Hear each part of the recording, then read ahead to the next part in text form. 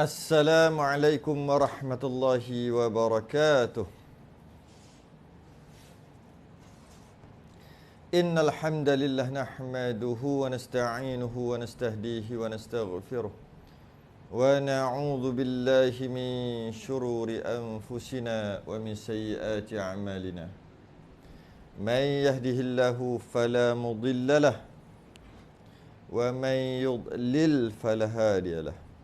Asyhadu an la ilaha illallah wahdah la syarika lah. Asyhadu anna sayyidana Muhammadan abduhu wa rasuluh.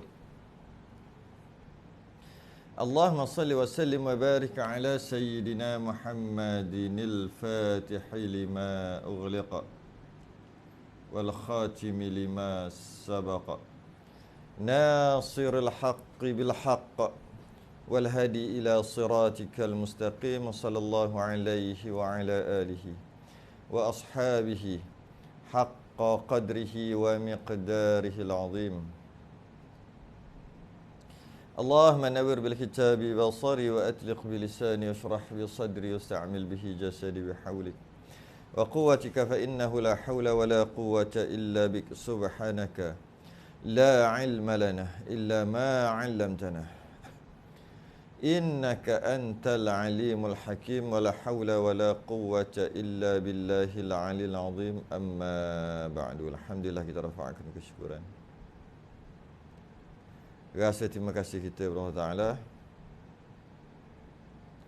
Sambung risalah Al-Mahid lil Mubtadi'in. Dalam perbicaraan pengenalan asas nifas setelah sempurna khatam bab haid, masuk bab nifas. Pengenalan asas. Pengenalan asas.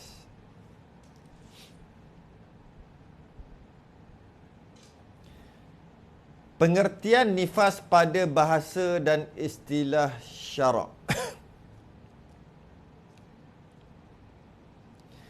Nifas dari segi bahasa adalah darah yang keluar akibat daripada keluar nafas. Darah nifas.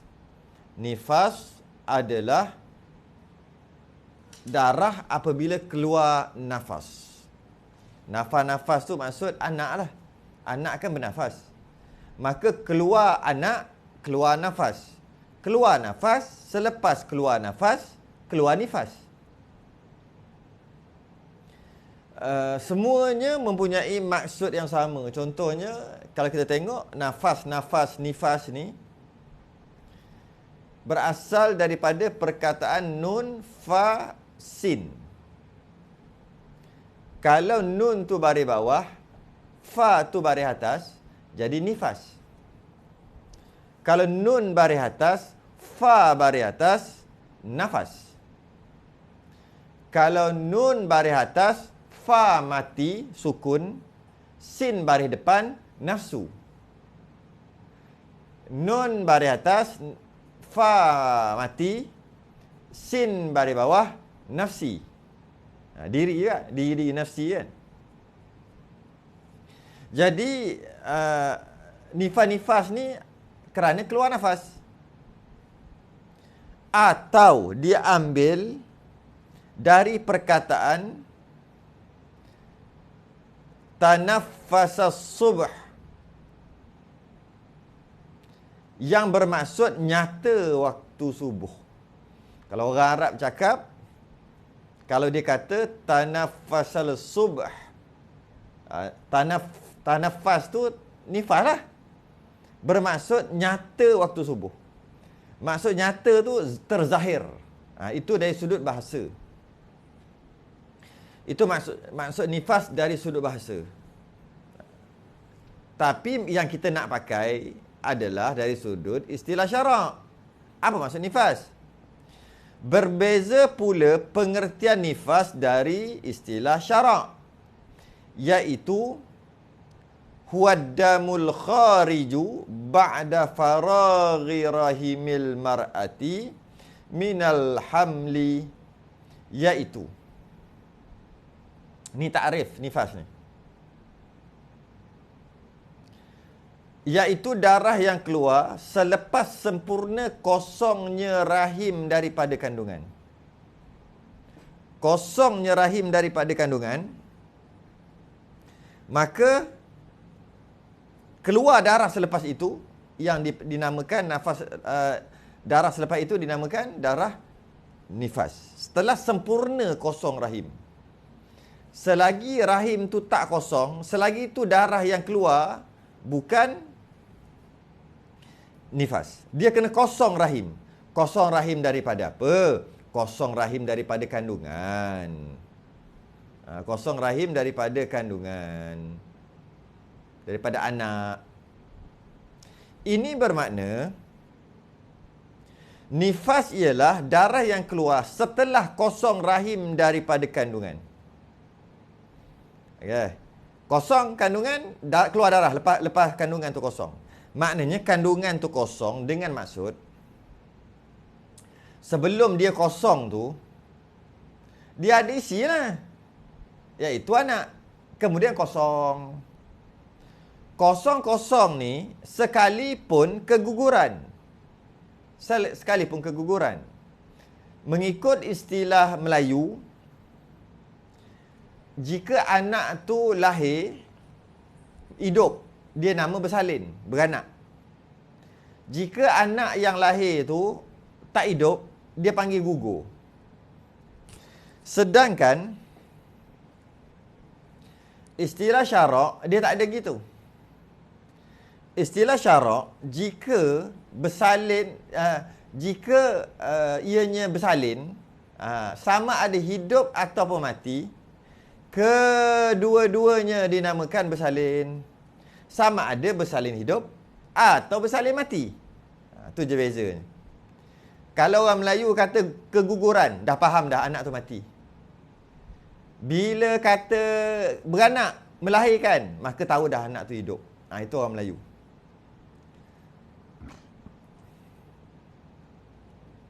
Sedangkan istilah syarak, dia tak kira gitu.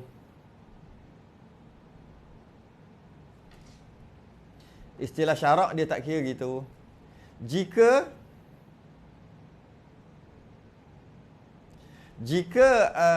darah yang jika dia bersalin hidup, namanya bersalin.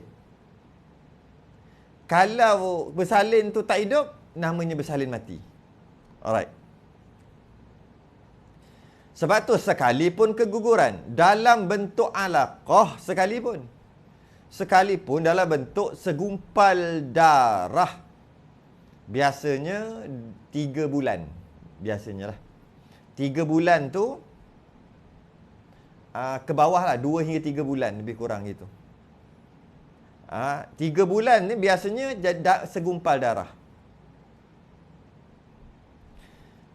Atau yang gugur tadi tu mudghah, yang ini segumpal daging, yang biasanya 3 hingga 4 bulan. Gugur tu keluar daging. Dan sebelum berlalu 15 hari selepas kelahiran. Nanti dulu bab tu. Yang menjadi penghalang ibadah tertentu. Jadi, jika darah tu keluar setelah gugur, sama ada gugur tu berupa segumpal darah, dan biasanya 3 bulan, 2 hingga 3 bulan. Ataupun ada dah daging, biasanya 3 hingga 4 bulan. Maka selepas keluar tu, selepas gugur tu, keluar darah. Darah tu namanya nifas juga. Tapi syaratnya sebelum berlalu 15 hari selepas kelahiran. Maksudnya, jika gugur-gugur tu ataupun bersalin hidup, tak kisahlah gugur ke bersalin hidup tu, darah tak keluar lagi. Katalah darah tak keluar. Selang 3 hari baru darah keluar. Maka selang 3 hari baru darah keluar, darah yang keluar tu nifas jugalah. Selang 5 hari baru darah keluar. Selang 5 hari tu, darah tak ada 5 hari lepas gugur tadi ataupun lepas bersalin. Hari ke-6 lepas bersalin tu baru ada darah, maka ianya darah nifas lah. 10 hari lepas melahirkan, lepas melahirkan tak ada darah. Lepas 10 hari, masuk hari ke-11 baru darah keluar. Maka hari ke-11 tu, itulah dia darah nifas. Tetapi dia kata kat sini, sebelum berlalu selama 15 hari selepas kelahiran. Maknanya, jika darah tu tak keluar-keluar lepas gugur atau kelahiran, kemudian lepas beberapa hari baru keluar, maka yang keluar tu adalah nifas. Kecuali yang keluar tu setelah lebih 15 hari.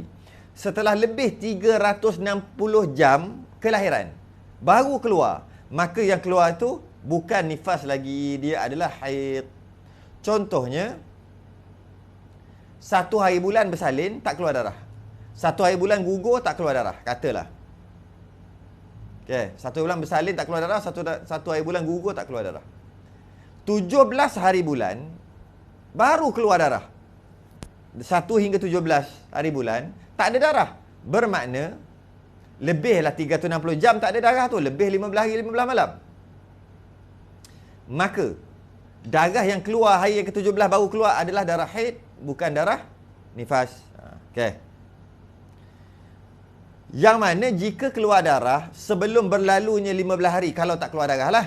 Kalau dia lahir-lahir terus keluar darah, melahirkan terus keluar darah, itu terus nifas lah. Kalau lahir-lahir tak keluar darah lagi, selang 2-3 hari baru keluar, nifas juga. Okay. Bila keluar darah nifas tadi, menjadi penghalang ibadah yang tertentu seperti solat tak boleh, puasa tak boleh, jima' tak boleh, baca Quran tak boleh dan sebagainya. Masuk masjid dan sebagainya. Tak boleh lah. Sebab apa tak boleh? Sebab ada mani' ibadah, ada darah, iaitu darah nifas yang keluar selepas kelahiran. Dan kalau tak keluar lepas kelahiran pun, dia keluar balik belum sampai 15 hari keluar balik. Maka darah itu adalah nifas. Okey. Muqaddimah ni tak payah sangat, senang aja. Kosong rahim daripada kandungan yang dimaksudkan ialah sempurna keluar seorang bayi. Sempurna keluar bayi itu. Jika terdapat sebahagian daripada anggota juzuk bayi tertinggal di dalam rahim, masih lagi tidak dianggap telah kosong rahimnya.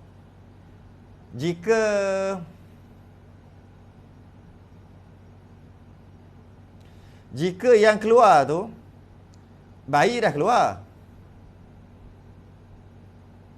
tapi tangan tertinggal. Contoh, wal'iyadhu billah, kaki terpotong, tertinggal.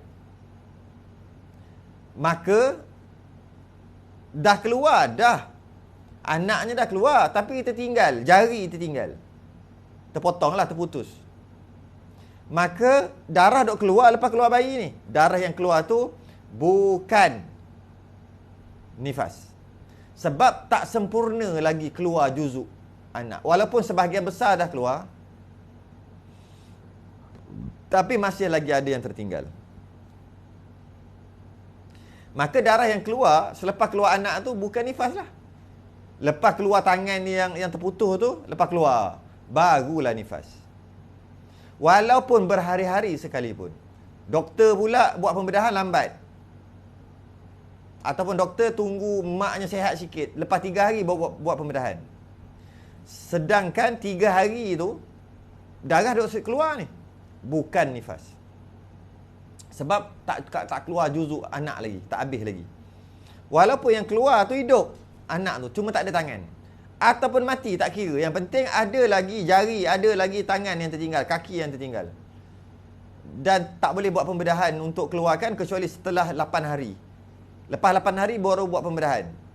Maka darah yang keluar 8 hari itu bukan nifas. Dia adalah istihadah. Lepas keluarkan kaki anak tu contohnya, barulah darah nifas. Okey. Berbeza dengan uri. Ya, termasuk juga kandungan. Ada kembar dua orang. Yang pertama dah keluar, yang kedua duduk dalam lagi. Darah duk keluar. Doktor kata yang nombor 2 ni tak mau keluar-keluar. Contohlah. Puas paksa, tak mau keluar. Maka setelah berlalu 2 hari, contoh. Telah berlalu 2 hari, baru keluar yang kedua. Anak kedua.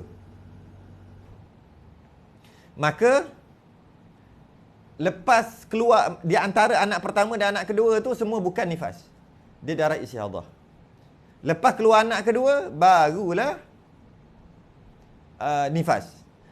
Darah di antara tu darah istihadah. Lepas anak kedua keluar barulah darah nifas. Sikit soalan. Cuba kita fikir-fikirkan. Bila keluar yang pertama, anak kembar tadi yang pertama, dari sudut kita ni, sudut kedoktoran, kita akan kata yang keluar yang pertama itulah adalah anak sulung. Yang keluar kedua adalah anak nombor 2 lah, ataupun anak bongsu lah, atau nombor 2. Sedangkan kalau orang-orang dulu, tok-tok nenek kita dulu, yang keluar pertama itu yang bongsu, itu yang nombor 2. Yang keluar kemudian lambat tu adalah yang nombor 1. Ini tok-tok nenek kita, orang tua dulu. Dia gitu. Kalau kata ada 3 orang kembar, yang keluar yang pertama tu yang nombor 3, yang keluar nombor 2 tu nombor 2, yang keluar yang terakhir adalah itulah yang sulung nombor 1. Saya cuba tanya orang-orang tua dulu. Tok guru saya bidan, umur 90 tahun masa tu. Meninggal lah. Umur 100 lebih meninggal. Kawasan pendalaman. Area Betong. Masuk sempadan Thailand lah, Betong. Di antara sempadan Malaysia dengan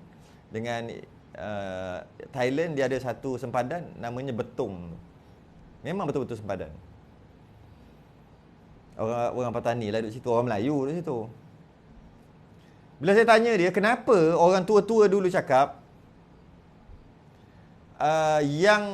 yang nombor 2 tu lah abang, sulung lah maknanya, yang abang, atau nombor 1 lah. Yang keluar lambat, yang keluar awal tu adalah adik. Dia jawab, abang mengalah, dia suruh adik keluar dulu. Abang mestilah kena mengalah. Maka dia biar adik dia keluar dulu. Ini orang tua-tua dulu cakap itulah.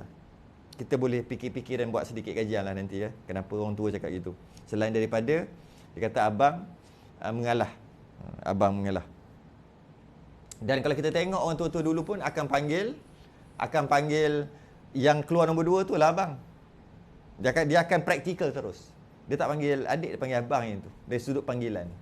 Pergi panggil abang makan. Dia pun panggil abang. Bila tanya, yang mana satu keluar dulu? Yang adik tu yang keluar dulu. Yang abang tu yang keluar lambat. Orang dululah. Itu sebagai pengetahuan am.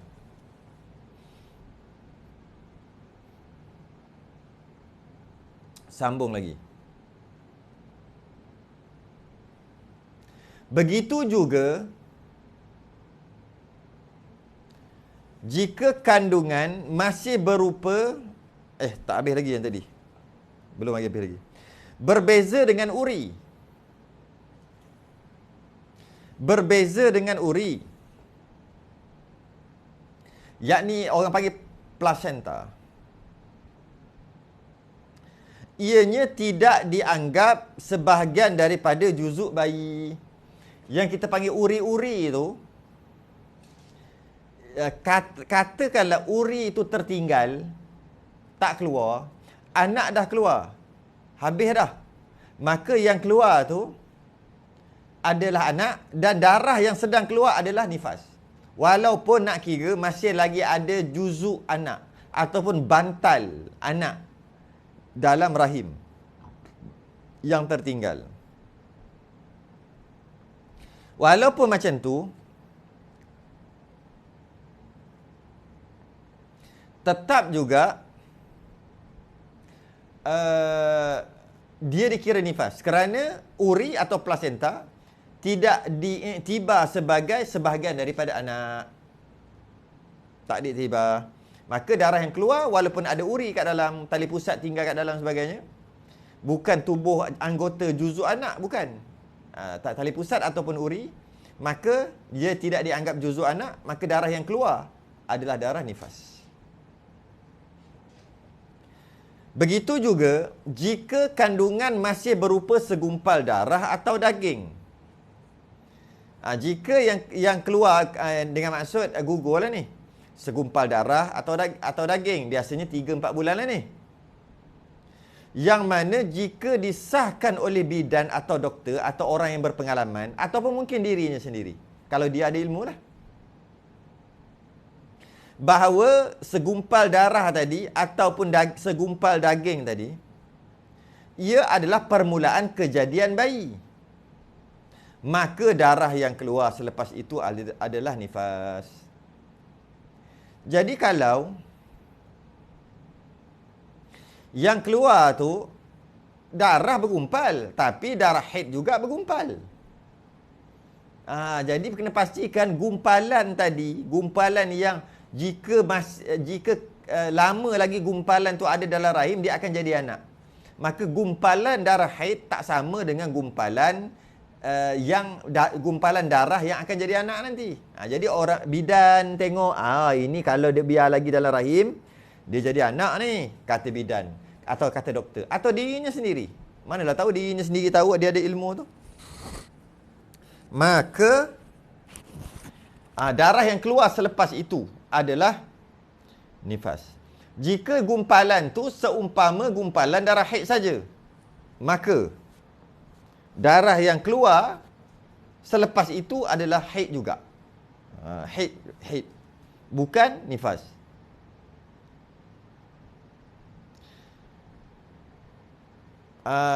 Maka darah yang keluar selepas itu adalah darah nifas. Setiap ibu yang melahirkan secara normal, kebiasaannya pasti akan mengalami pendarahan. Tetapi terdapat juga beberapa keadaan yang memungkinkan darah tidak keluar. Memang kebiasaannya kalau kata keluar darah tu, kalau biasa melahirkan beranak, memang keluar darah kalau beranak normal.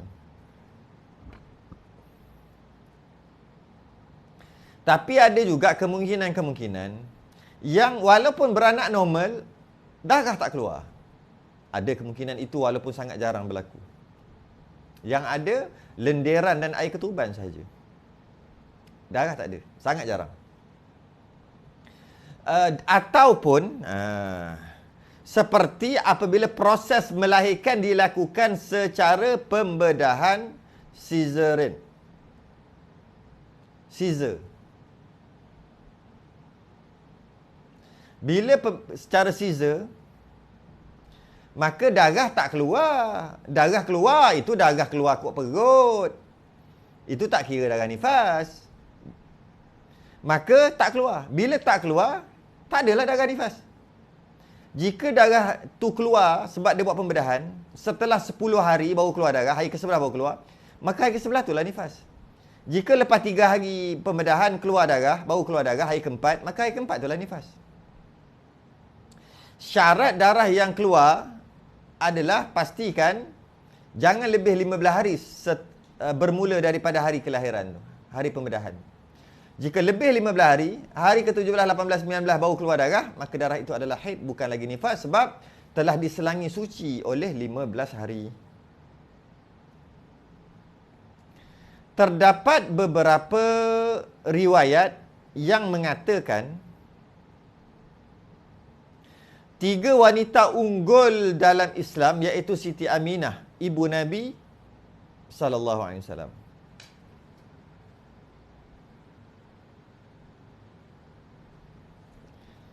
Siti Fatimah, anak Nabi SAW, dan Siti Maryam, ibu Nabi Isa AS. Yang mana 3 orang tadi, riwayat ada kata, Allah Ta'ala telah memberi kemuliaan pada mereka, iaitu ketiadaan darah nifas. Tiga orang ni tak ada nifas. Kenapa tak ada nifas? Supaya tiada halangan bagi mereka yang masyhur kuat beribadah. Tiga orang ni memang kuat ibadah. Lepas semayang, lepas baca Quran semayang. Maka kalau ada nifas 40 hari tak boleh semayang baca Quran. Maka Allah memberi kemuliaan kepada tiga orang ni, iaitu tak ada nifas. Melahirkan tak ada nifas. Allah bagi kemuliaan pada mereka. Baik. Sambung. Seterusnya, darah keluar ketika hamil. Darah keluar ketika hamil.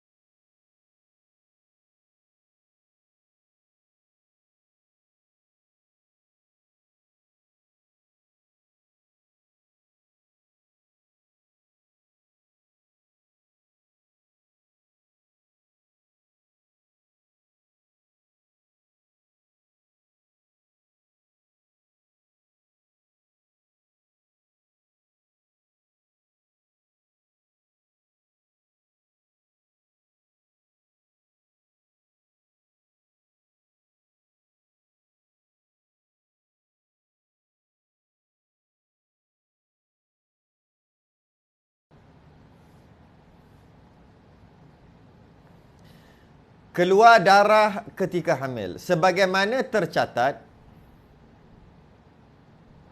dalam kitab Matan Az-Zubad Ibn Ruslan, thumma aqallul hamli sittu ashhuri wa arba'ul a'wami aqsa al-akthar. Tempoh mengandung sekurang-kurangnya 6 bulan. Tempoh paling lama 4 tahun. Masya Allah, lamanya. Lamanya. Minimum mengandung adalah 6 bulan. Yang dapat daripada peristiwa riwayat-riwayat, kajian-kajian para ulama.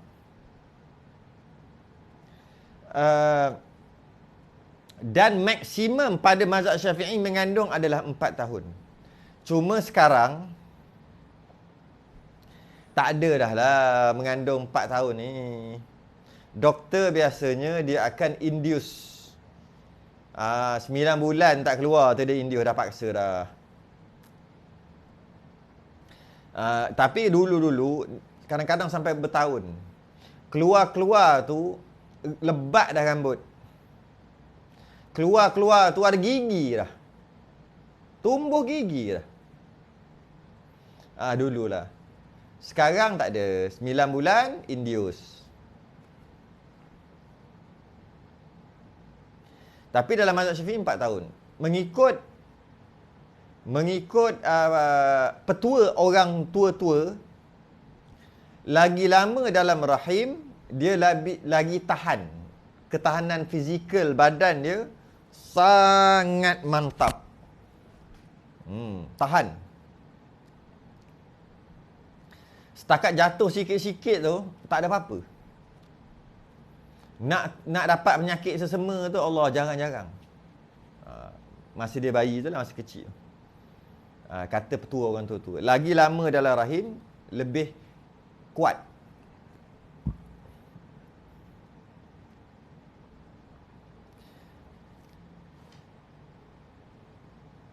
Wa thulthu amin ghayatut tasawwuri wa ghalibul kamil tis'u ashhuri.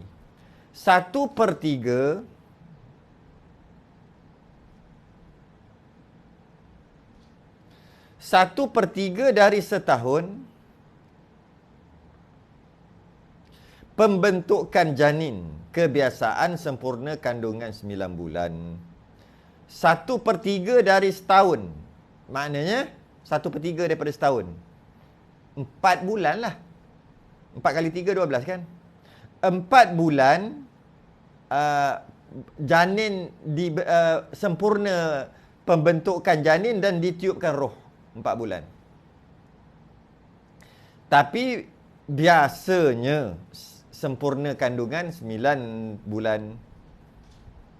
Biasanya lah. Pendarahan atau bleeding yang berlaku ketika hamil juga dikenali dengan nama bunting pelanduk. Istilah orang tua-tua dulu, dia panggil bunting pelanduk. Atau bunting harimau. Saya tanya orang dulu-dulu. Saya dulu berkawan dengan orang tua. Masa saya umur 14 lah, 14, berkawan dengan orang umur 90. Tak kawan umur 14 ni. Kawan umur 90 tu. Maka tanyalah orang tua-tua. Kenapa orang dulu, orang Melayu panggil bunting pelanduk? Dia kata, ianya sebagai motivasi.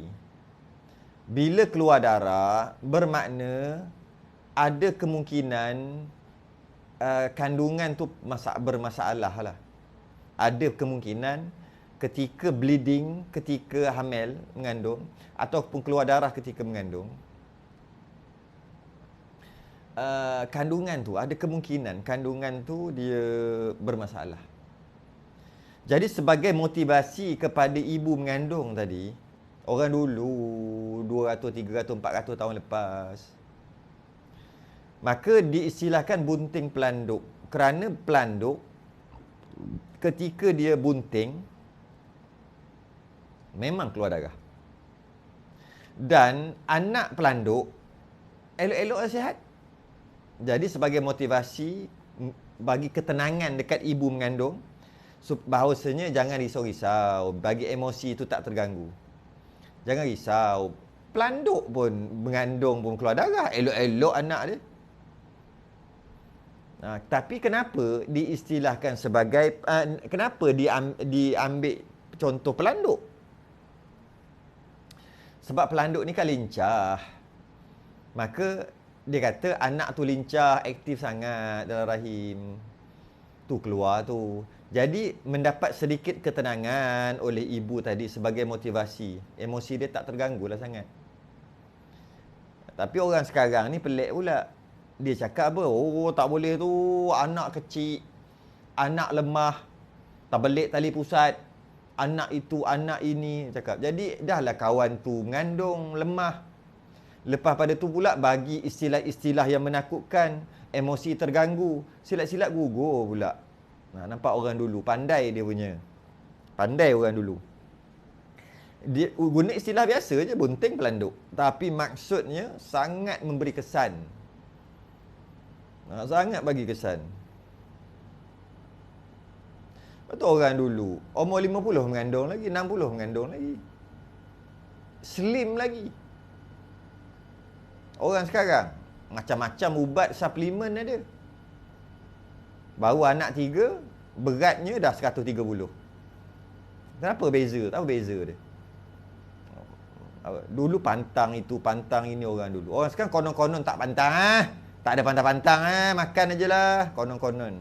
Tengok kesihatan sekarang. 60 pun dah pakai tongkat. Orang dulu 70 bercangkul lagi. Jadi kita tak boleh tolak orang dulu. Tak ada dulu, tak ada sekarang. Dulu tak ada doktor, tak ada apa.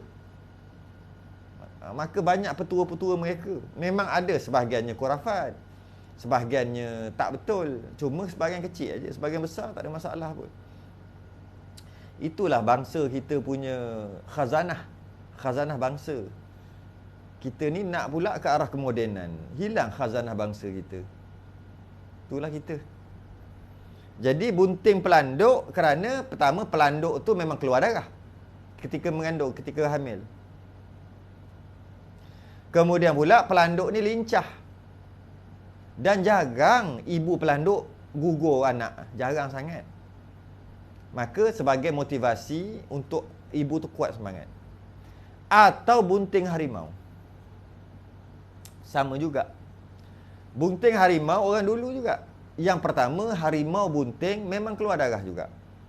Kalau diorang nak cari, nak nori getah dalam kebun, dalam hutan, diorang nak cari akar-akar kayu, tongkat ali, diorang nak cari kacit temah, diorang nak cari macam-macam kan dalam hutan. Tiba-tiba tengok-tengok dekat atas daun ada darah. Elok je atas daun tu ada darah. Maka dia balik. Sebab ada apa? Sebab ada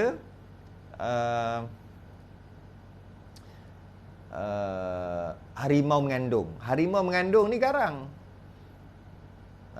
Kalah harimau jantan. Bila harimau betina mengandung, kalah harimau jantan. Garangnya dia. Sama juga kalau harimau ada anak, ibu dia baru anak kecil sama juga garang pelik. Sama juga harimau tadi, dia menyusu anak dia, anak harimau. Kejap je. Lepas tu dia tak menyusu dah. Sekejap sangat. Sedangkan anak harimau tu, dia tak boleh nak cari makan sendiri lagi, dia tak boleh nak makan lagi. Kenapa? Dia tak bagi susu dah ibu dia. Dia perah susu tu. Dia perah susu tu dekat atas daun. Ataupun atas bekas-bekas supaya anak tadi tu jilat. Dia tak bagi direct dah. Mula-mula dia bagi masa mula-mula lahir tu. Sebab apa jadi gitu? Sebab lidah harimau sangat tajam. Lidah dia. Jadi bila isap susu tu sakit puting ibu harimau. Maka dia lepas tu dia perah. Wallahualam macam mana dia perah. Tapi memang ada atas daun. Jika orang dulu-dulu masuk hutan tengok-tengok ada susu atas daun, balik. Nanti sia-sia je. Jadi lauk kita hari ni. Tu. Yang hebat lagi, orang dulu-dulu siap tahu harimau haid pun dia tahu. Maksud haid tu keluar darah ketika mengandung. Hebat orang dulu. Harimau haid pun dia tahu. Okay. Kenapa dinamakan bunting harimau bukan bunting yang lain-lain? Sebab harimau ni kuat. Harimau kan kuat. Dan harimau ni lincah dan kuat. Maka bila kata bunting harimau, ibu tadi, ibu yang mengandung tadi, dia rasa lega sebagai motivasi. Pelanduk lincah. Harimau kuat.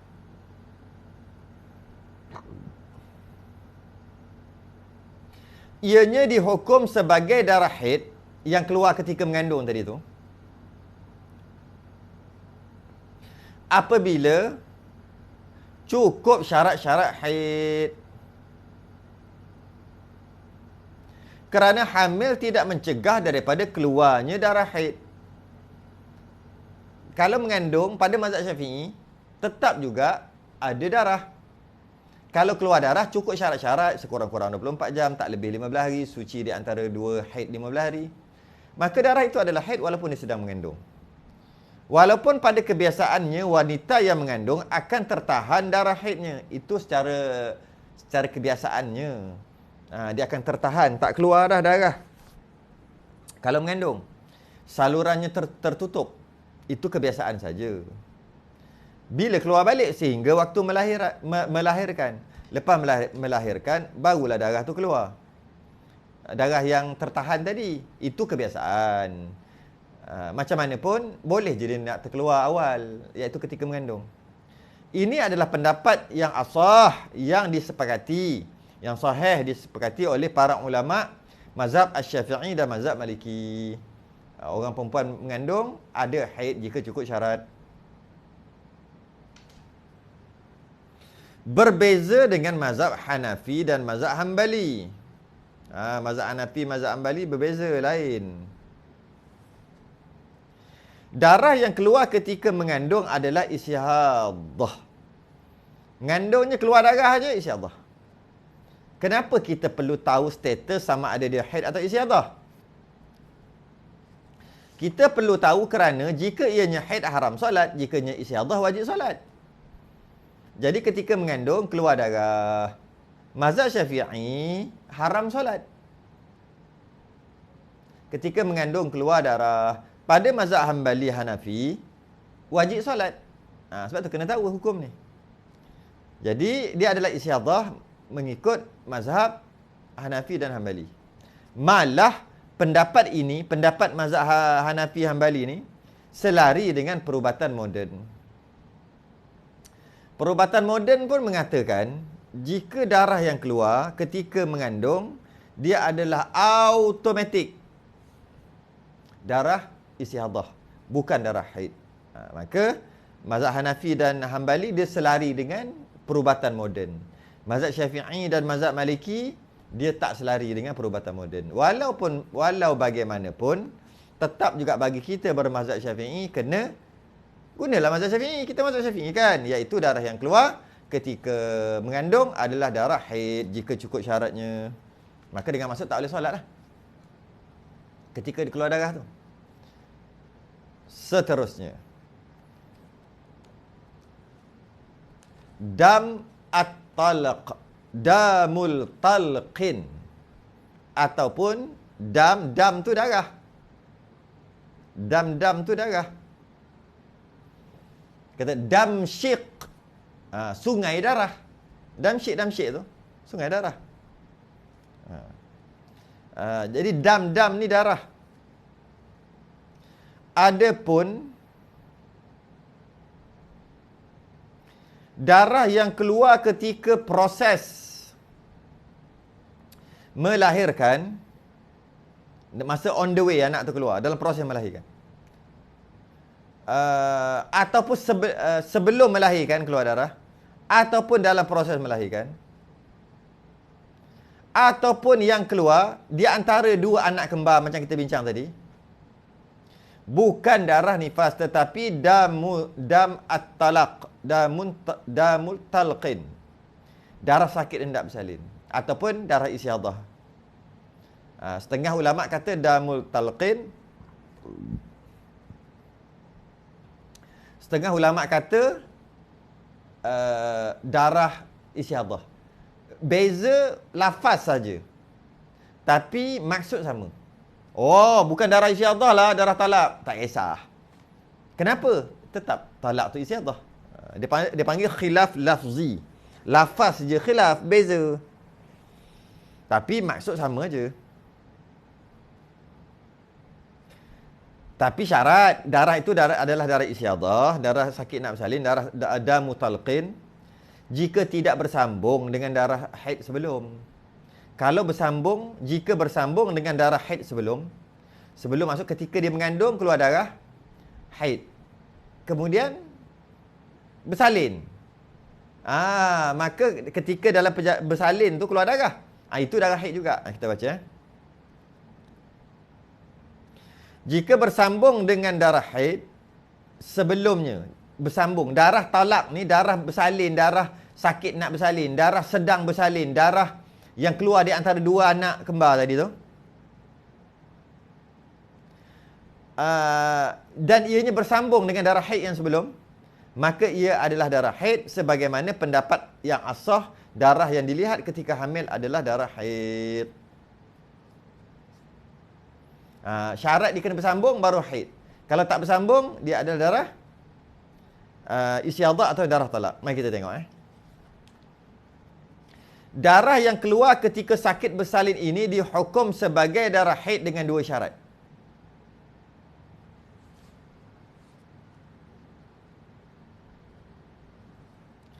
Darah yang keluar ketika sakit bersalin ini dihukum sebagai darah haid dengan dua syarat. Darah sakit bersalin. Tadi dah bagi tahu dah. Darah sakit bersalin kan dia adalah darah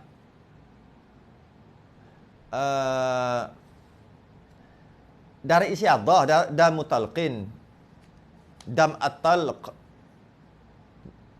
Bukan darah haid, tapi kadang-kadang dia boleh jadi haid jika dia bersambung kan. Ni kita nak bagi tahu ni. Yang pertama, itu bukan nombor 4 yang pertama. Kalau ada cetakan yang dia keluar nombor 4, sebab dia auto tu. 1-2 dia auto 3-4. Sebenarnya tu 1-2 atas tu, bukan 4-5. 3-4 pula 4-5. 1-2 juga atas tu. Kenapa pula tiba-tiba 4-5? 1-2. Numbering tu salah. Bagi cetakan yang numbering tu betul-betul lah. Bagi cetakan yang numbering tu salah-salah lah. 4-5 bukan 4-5, 1-2 tu. Yang pertama, darah yang keluar ketika sakit bersalin ini dihukum sebagai darah haid dengan 2 syarat. Walaupun asalnya dia adalah darah isyadhah atau damun talqin. Yang pertama, darah yang keluar hendaklah melebihi 24 jam sebelum rasa sakit hendak bersalin. Sebelum sakit nak bersalin, darah keluar. Bila darah keluar, maka dia tak semayang apalah. Dan darah yang keluar tu lebih 24 jam. Maka syarat haid lah tu, sekurang-kurang haid kan 24 jam. Tu syarat haid lah. Jadi, apabila darah yang keluar sebelum sakit tadi tu, sebelum bersalin dan sebelum sakit nak bersalin, sakit tak ada, keluar darah, maka dan lebih 24 jam, maka dia adalah darah haid. Kemudian tiba-tiba hari kedua tu sakit. Sakit apa? Sakit nak bersalin. Maka darah sakit nak bersalin tu adalah darah haid sebab dia bersambung dengan haid yang sebelum yang cukup 24 jam. Kemudian bersalin. Ketika nak bersalin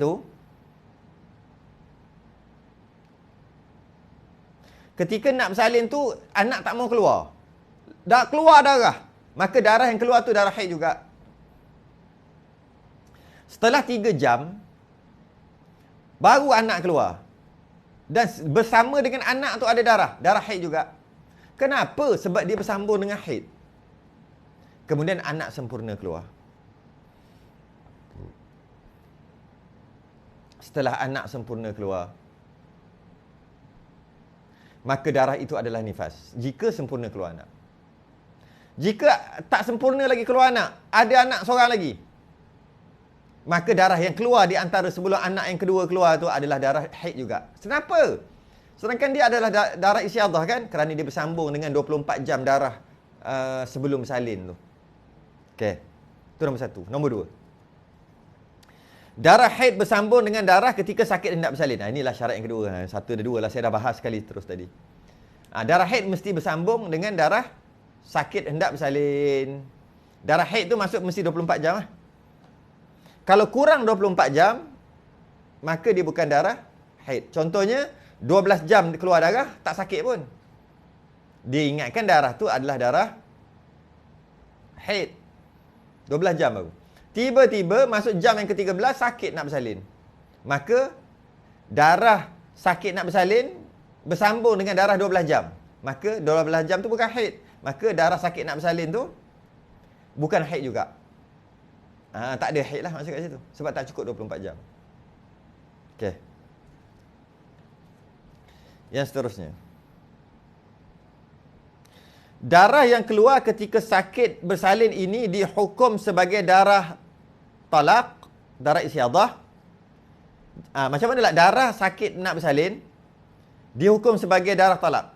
Yang tadi darah sakit nak bersalin dihukum darah haid. Dua tadi. Yang 2 ni pula darah yang keluar, darah sakit nak bersalin dan darah yang keluar bersama dengan anak dikira darah bukan haid, dia ada darah isyadhah. Dengan 2 syarat iaitu. Dengan 2 syarat iaitu.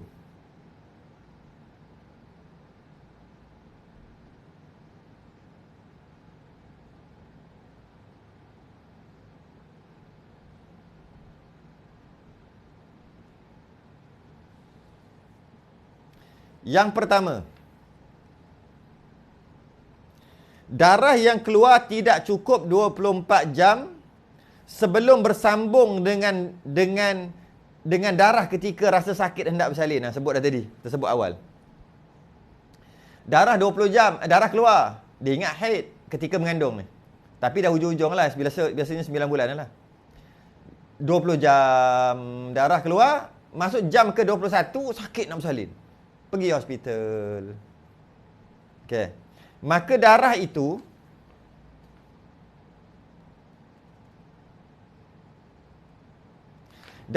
adalah darah yang keluar tu sebab dia tak bersambung dengan darah haid. Darah yang disangka haid pada awalnya cuma 20 jam aja. Jam yang ke-21 sakit. Maka kita panggil darah sakit hendak bersalin. Kemudian bersalin. Maka darah yang 20 jam tu adalah istihadah, yang sangkaan pada awalnya adalah haid. Yang darah yang sakit nak bersalin tu adalah darah istihadah atau darah talak. Walaupun lama. Darah sakit nak bersalin tu katalah 3 hari. 3 hari darah sakit nak bersalin. Sebelum sakit nak bersalin tu darah tu cuma 20 jam aja. Itu darah tak sakit. Maknanya haid lah, sangkaan haid lah pada awalnya.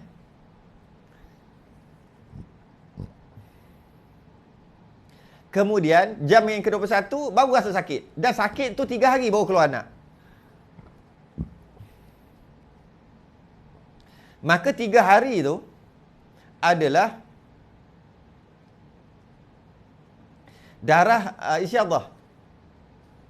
20 jam tu yang bersambung tadi adalah darah sangkaan haid pada awal. Sangkaan haid pada awal. Tapi last sekali bukan lah. Tapi kalau campur-campur sebelum bersalin, mau 4 hari. Tetap juga darah itu adalah darah istihadah atau darah talak. Kerana masa tak sakit tu, tak sampai 24 jam. Maka tak bersambung lah. Tak bersambung. Yang kedua, darah sakit bersalin itu tidak bersambung dengan darah haid sebelum.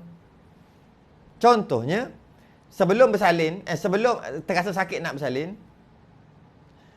keluar darah 3 hari, tak sakit pun. Lepas 3 hari, darah berhenti. Dia cek-cek tak ada. Dia pun tak ada, berhenti dah darah. Maknanya haid 3 hari lah. Selang 1 jam contohnya lah, sejam aja tak ada darah. Sebenarnya bukan 1 jam, 5 minit pun tak apa. Kita ambil selang 5 minit lah. 1 jam lama sangat.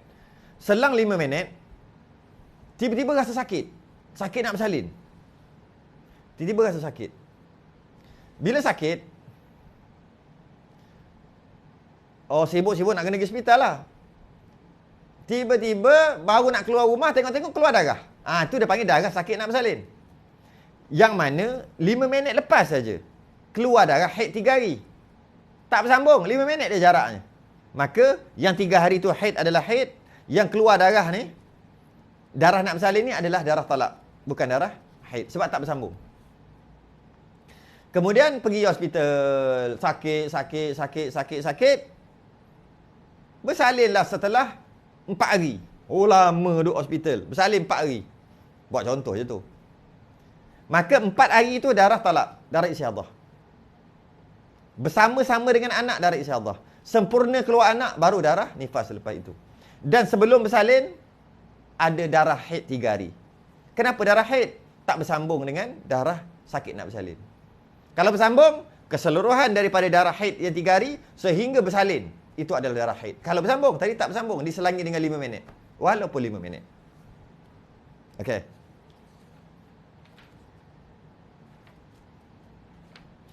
Apabila berlaku pendarahan ketika waktu yang hampir atau kemungkinannya akan bersalin, due date dah sampai, sekiranya dapat dipastikan ianya darah haid mengikut syarat-syarat yang tersebut itu, lebih 24 jam, tak lebih 15 hari itulah, maka haram untuk solat dan melakukan perkara yang diharamkan ketika haid. Macam mana ni? Dah dekat nak bersalin, tiba-tiba keluar darah. Cukup syarat, maka dia adalah haid. Apa syaratnya? Syarat yang pertama, darah keluar. Syarat yang kedua, tak sakit. Kenapa cerita sakit? Sebab kalau sakit, itu darah nak beranak.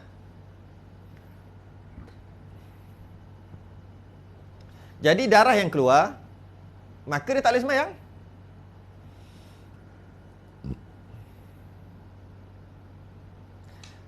Tiba-tiba setelah 10 jam contohnya,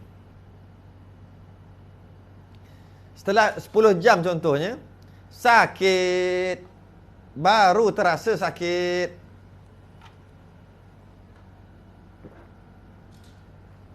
maka pada 10 jam yang awal yang dia sangka haid tu, dia tak sembahyang lah, sebab tak sakit. Jadi dia kena qada nanti. Dia kena qada. Sebab itu sebenarnya istiadah. Tapi kenapa tak sembahyang? Sebab tak sakit dan ada kemungkinan ianya haid, atau bahasa lain dipanggil ada mani' ibadah. Setelah 10 jam, masuk jam ke-11 baru sakit. Bermakna waktu tu baru dia tahu sakit, darah sakit nak bersalin keluarlah. Baru dia tahu bahawasanya yang 10 jam yang dia sangka awal haid tu bukan haid. Maka dia wajib qada lah solat yang ditinggalkan.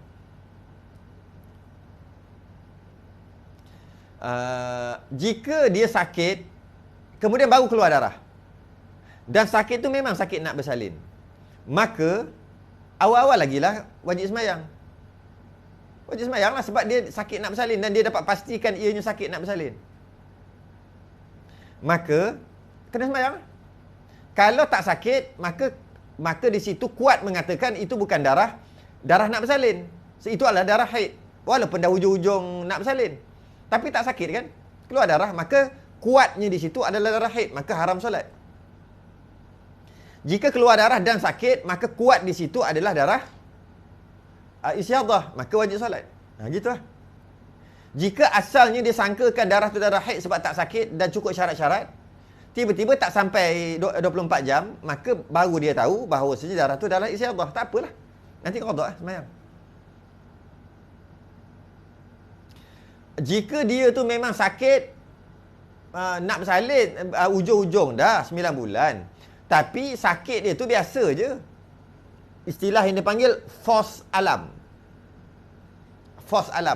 alam palsu, panggilan palsu. Dia rasa sakit, anak aktif sangat dia rasa sakit, bukan sebab nak bersalin. Lepas tu berhenti sehari dua, lepas tu sakit balik. Itu bukan sakit nak bersalin, itu sakit terlalu berat, itu sakit sebab terik sangat kulit, itu sakit sebab anak terlalu aktif, siku anak, lutut anak bergerak-gerak. Jadi dia tahu dah bahawasanya ni bukan sakit nak bersalin ni, maka ianya haid, haram solat walaupun sakit. Tadi sebut kalau sakit itu menandakan darah nak bersalin. Itu kalau kita yakin darah tu darah nak bersalin, maka itu adalah dari istiadah dan mutalqin, maka wajib solat sebab yakin. Kalau tak tahu, ini mungkin juga fos alam, mungkin juga darah nak bersalin, tak tahu, maka kena anggap dia darah haid, maka tak boleh solat.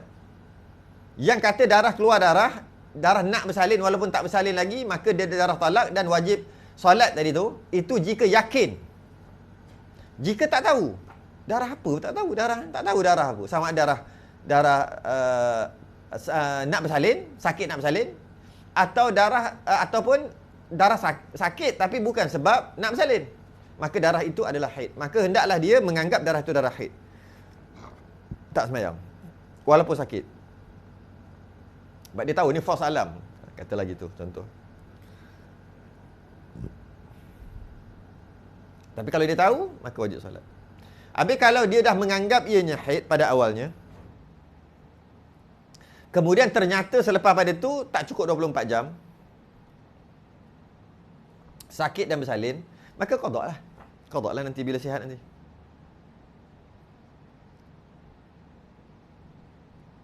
Maka haram untuk solat dan melakukan perkara-perkara yang diharamkan ketika haid sebab dia dah yakin tu haid. Jika tidak memenuhi syarat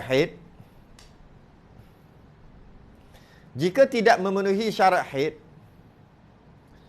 seperti keluar darah beserta dengan sakit hendak bersalin dan tidak bersambung dengan darah haid ataupun tidak bersambung dengan darah haid sebelum putus tadi, maka ianya darah istiadah ataupun darah talak, sebab tahu ni darah nak bersalin, confirm CM dah cukup, maka ni memang darah nak bersalin. Atau pecah air ketuban dan bercampur air ketuban dan darah, maka memang confirm dah darah nak bersalin. Sakit tu sakit nak bersalin, maka wajib sembahyang. Tapi kalau air ketuban tak pecah, keluar darah, sakit, dan dia yakin sakit tu adalah sakit bukan sakit nak bersalin, sakit tu sakit kerana anak tu aktif ke sebagainya, maka wajib maka haram solat. Jadi tinggalkan solat sebab itu adalah darah haid, ada mani' ibadah, ada penghalang ibadah. Apabila tersalah kiraan tadi, rupa-rupanya ia adalah darah istiadah, tak apalah, qada lah nanti. Okey. Kalau dah tahu istiadah awal-awal atau darah talak tadi, dengan itu tidak gugur kewajipan solat dan hendaklah dia diperlakukan seperti orang suci. Wajib solat sebagainya. Sakit ni macam mana ni? Sakit nak bersalin, keluar darah ni. Solatlah sekadar mampu. Nak wuduk macam mana? Wuduklah sekadar mampu. Nak semayang macam mana? Semayanglah sekadar mampu. Sakit kan? Begitu juga sekiranya ketiadaan darah. Darah tak ada, cuma lendiran dan cairan. Begitu juga sekiranya ketiadaan darah, cuma lendiran dan cairan, atau air ketuban sahaja yang ada. Darah langsung tak ada. Rare ni, jarang jadi macam ni. Kalau jadi, air ketuban ada, cairan-cairan lendir ada keluar, maka hendaklah diperlakukan seperti orang suci juga. Darah tak keluar, maka wajib semayang. Macam ni caranya? Cara semayang orang sakit lah. Nak rukuk tak boleh, rukuk isyarat. Nak sujud tak boleh, sujud isyarat. Begitulah.